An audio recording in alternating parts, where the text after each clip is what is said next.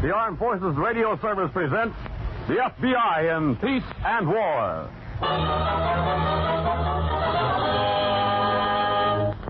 Tonight's story, A Criminal Proposition.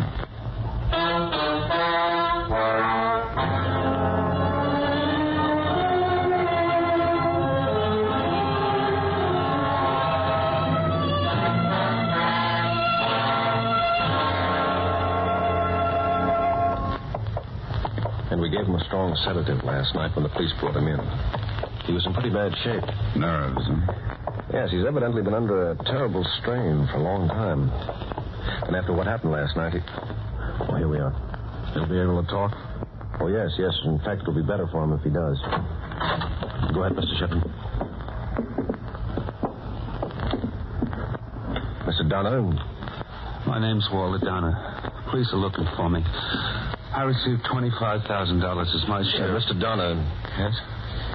This is Mr. Shepard of the Federal Bureau of Investigation. You want to talk to him, don't you? Yes, but...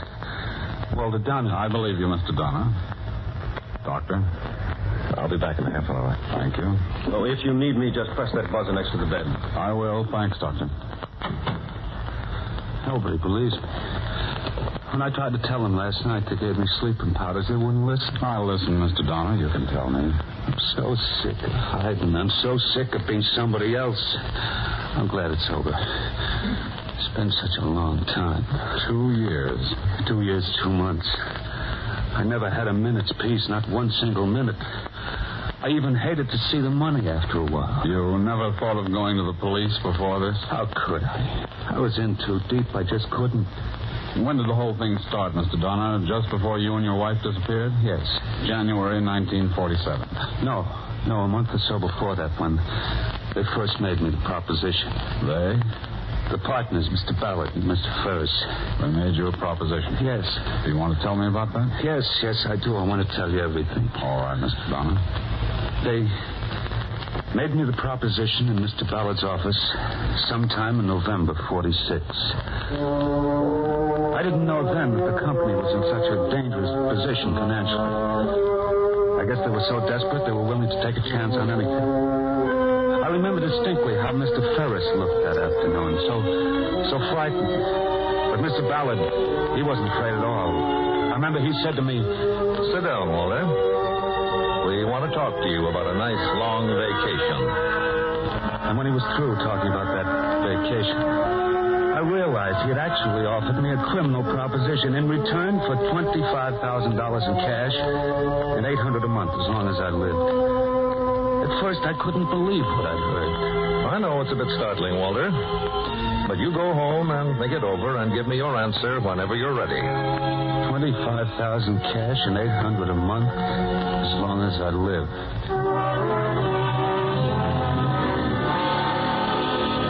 $5,000? Yeah.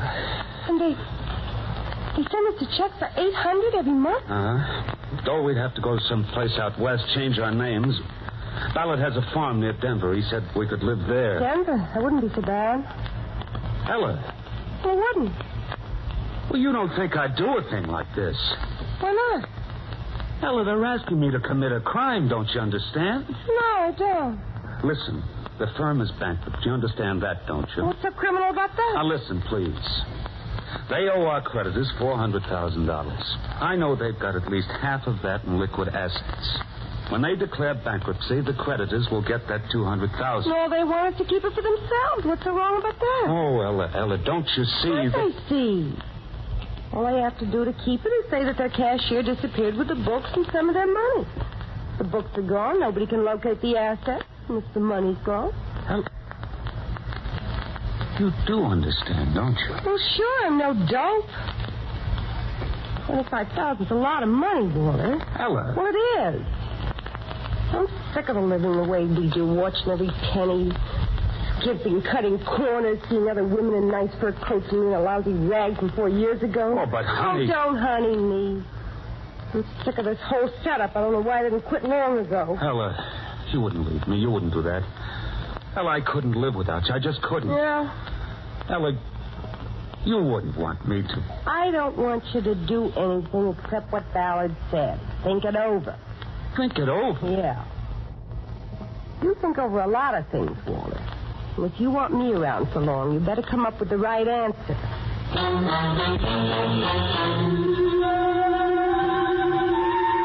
And for days I thought, the whole thing going round and round in my head.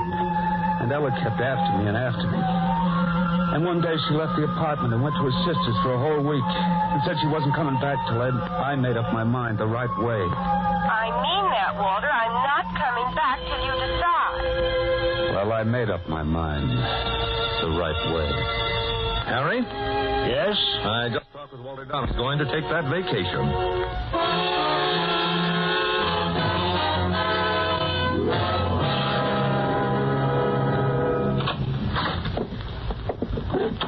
Good morning. Is Judge Porter in his office? Yes, sir, he is.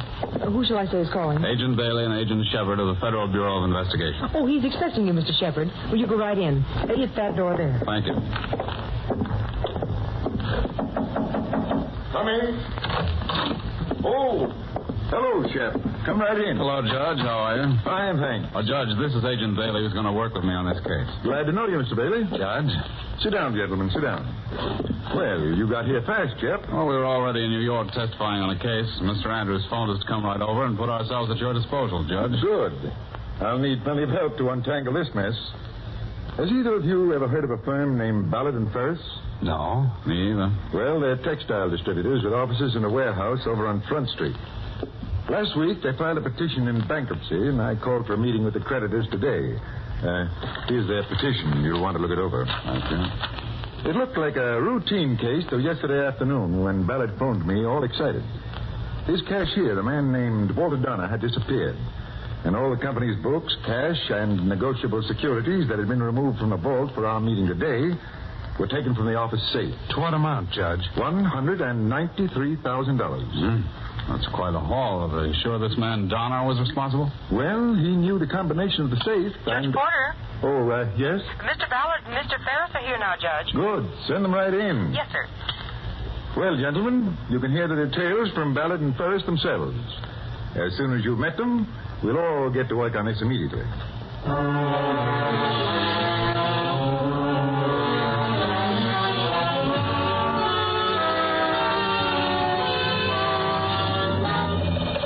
Wanted by the FBI. Unlawful flight to avoid prosecution. Walter Donner, age 31. Height 5 feet 10. Hair brown. Eyes brown.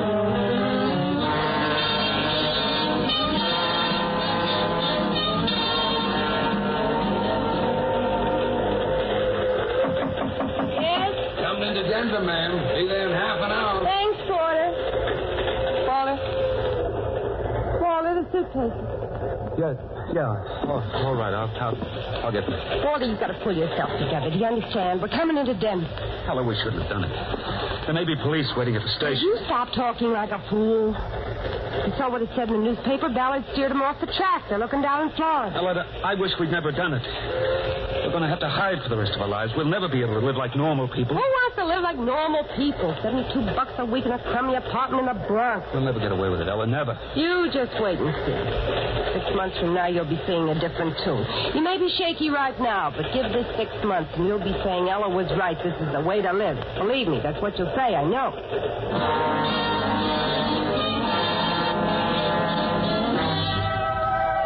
And Ella was right. In 6 months, we'd established ourselves in little towns outside of Denver, and people accepted us under our new names. I began to feel more secure, and I even got interested in taking care of the garden and fixing up our house. See? Told you, didn't I? Are you happy, Ella? Sure. Be a lot happier if we belonged to the country club and had a maid like the Townsends.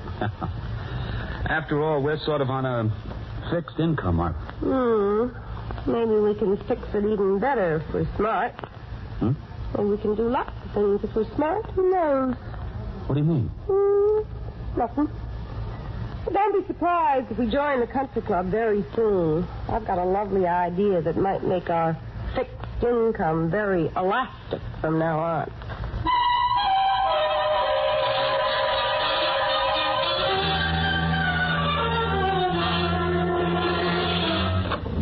Mr. Ballard? Yes? There's a Mrs. Fairchild out here to see you. Mrs. Fairchild. From Denver, Colorado. That's all right, miss. I told you he'd want to see me. Hello, Mr. Ballard. How are you? Oh, yes, Mrs. Fairchild. Well, yes, of course.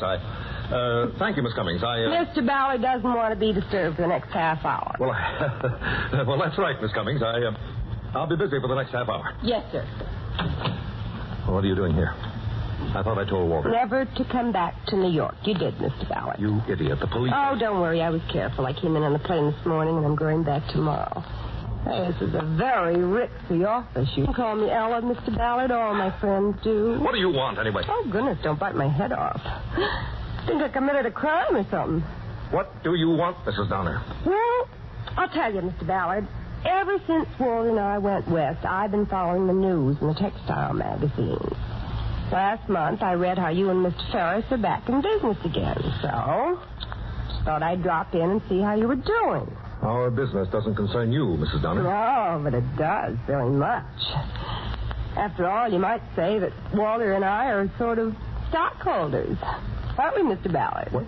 Oh, so that's the angle, eh? Beg pardon? You're going to try to hold us up for more money. Why, Mr. Ballard, what a way to put it. Well, come on, isn't that it?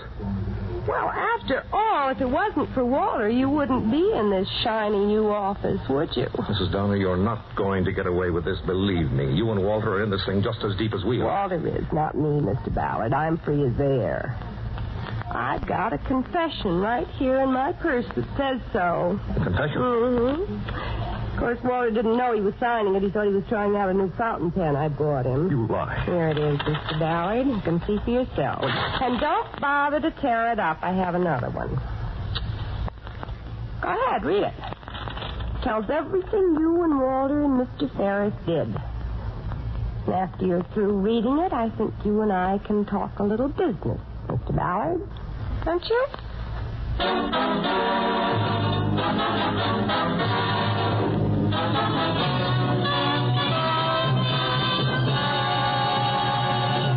Now back to the FBI in Peace and War, and tonight's story, The Criminal Proposition.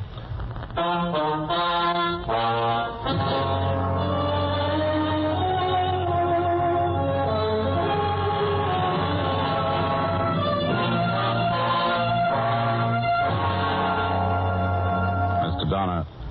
Yes? You're tired from talking. We can rest a while and perhaps have a... No, I want to tell everything now. Put it behind. All right. It was a relief to tell someone. For 2 years, I kept it locked up inside, hidden away. What happened after your wife's trip to New York, Mr. Donner? You didn't know about the trip, did you? No, I just thought Ella had gone for a weekend visit with some friends. I didn't know a thing about it until the next check came. The next check? The monthly payment sent to us by Ferris and Ballard. It came as usual, very promptly, at the first of the month. That was when I found out the truth. The check was for double the amount we'd been receiving. And I was so surprised when I saw it, I went immediately to Ella to show her the mistake. I know all about it, Walter, and it's no mistake. Sit down, darling. I got something to tell you.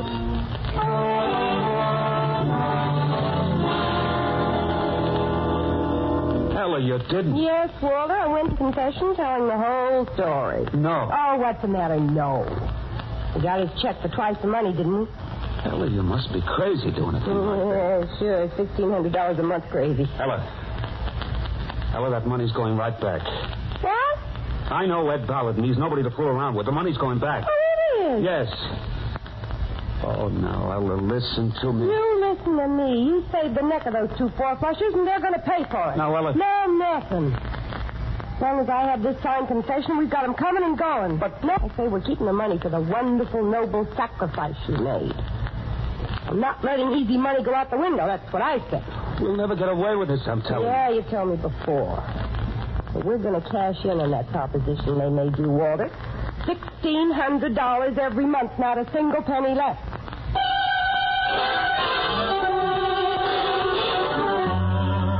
And it wasn't until then that I realized how foolish I'd been to think that Ella was ever satisfied. The idea of money had taken hold of her, and nothing could stop her from wanting to get more and more and more. And the terrible part of it was that she was able to. Miss Cummings. Yes, Mr. Ballard. On those monthly checks for Mr. Walter Fairchild, paid out in the amount of $2,000. She was able to. And the raised checks kept coming in. And we joined the country club, and Ella had a maid like the Townses. The whole story of the embezzlement had died out of the newspapers, and naturally we thought we'd fooled you people completely. But no matter how successful things, still felt inside that one day they'll catch up with us.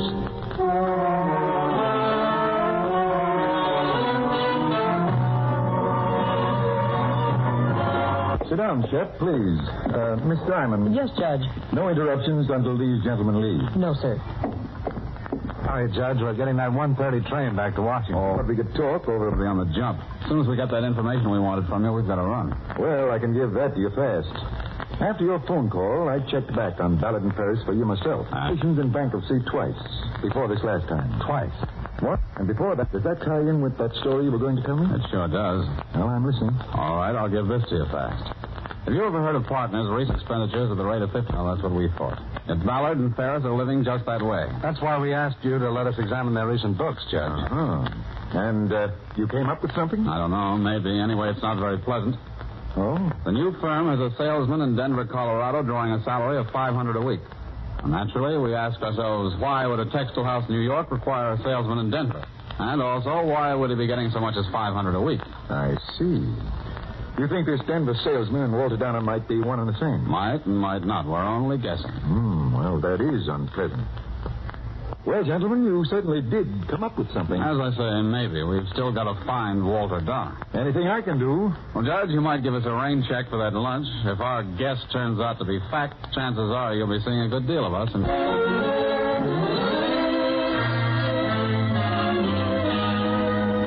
I felt that the whole rotten business would finally catch up with us, but not Ella. She was sure it was going on forever. We were getting $2,000 a month, enough to satisfy anyone but her. She had to have more. Miss Cummings? Yes, Mr. Ballard. Have Mr. Ferris come to my office right away, please. Tell him it's important.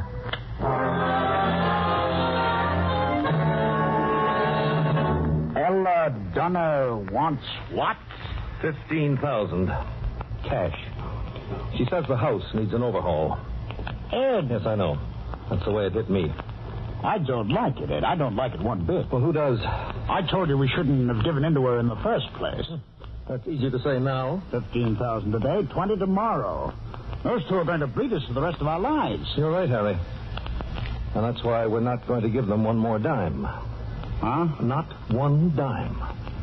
We're through giving in to her. What are you talking about? Oh, come on, Harry. You're not that dumb. Well, she's got the confession, hasn't she? As long as she's alive, we can't do a thing. As long as she's alive. What? Hey, now, wait a minute. Well, why not? It's our only way out. Ed, are you out of your mind? I don't think so. Well, you must be. We can't risk that. What's risky about it? We don't risk a thing. What? Not one thing, Harry. The only one any risk is Monk Gatto. And he'll be well paid for it. I've hired him to do the job. Ed. Oh, now, look, Harry, there's nothing to it, really. You and me, we're here in New York, you see? Everybody knows we're here. We've got proof 24 hours a day. Well, now, Monk Gatto, he's not in New York. He's in Denver, Colorado, you see? He's taking a little vacation. And what do you know if he doesn't run into our old friends, Walter and Ella? No, Ed, we can't do it. No? No. Ed, for heaven's sake. Oh, what's the matter with you? You'd rather have them squeeze us for the rest of our lives? No. Then you intervene. This is airtight, I tell you. So far as the law is concerned, those two are missing persons. All we do is make sure they never get found. I know. Look, Harry, I don't like it any more than you, but we can't let them hold that confession over us, and there are no two ways about it. You just leave it to Monk Gatto. He knows how to handle it.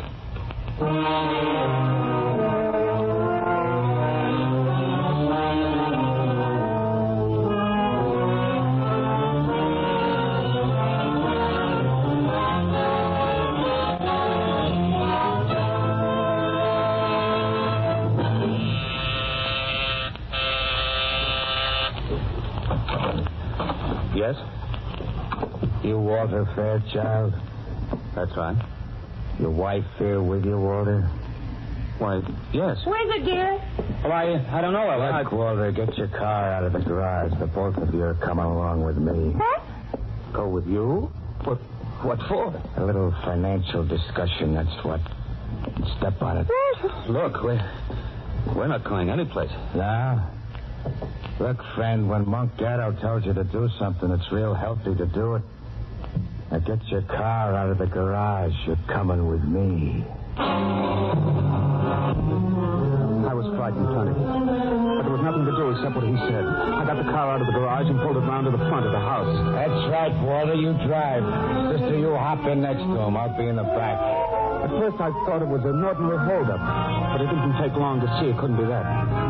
This was something special, something dreamed up by Ballard and Ferris. At least that's what I thought. I couldn't be sure. Take this next right turn, friend. And no funny business. I took the turn, and then I was sure. The road led away from town through mostly deserted country.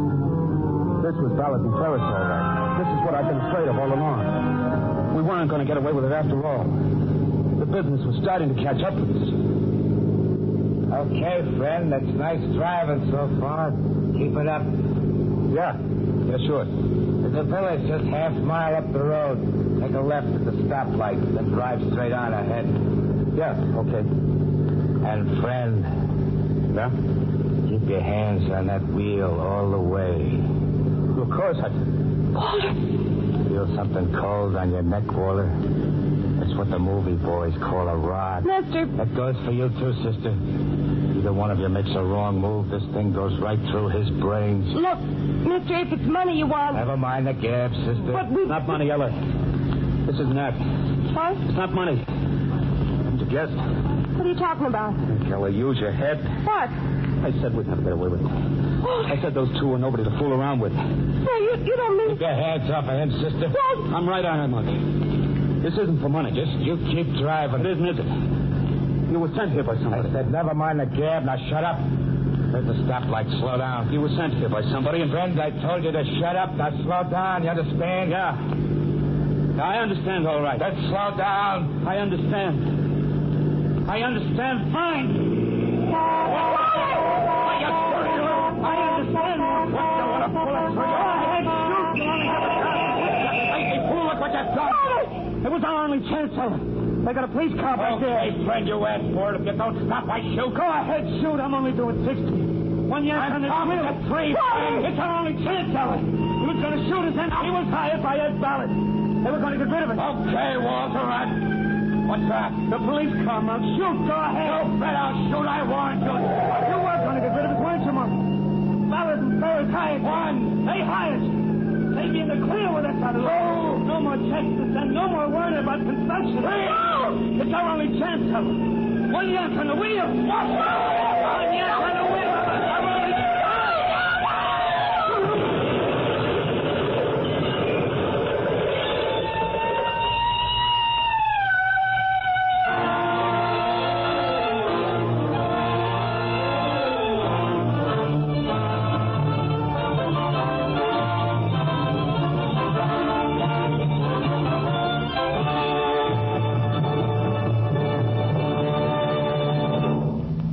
Donner and Monk Gatto were killed instantly in the crash.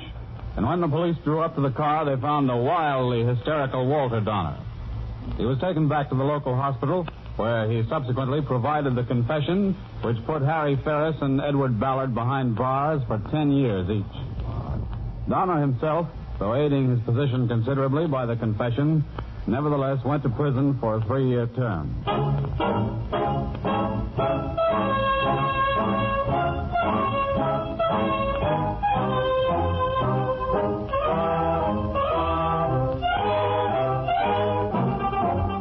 You've been listening to FBI in Peace and War. This is the United States Armed Forces Radio Service, the voice of information and education.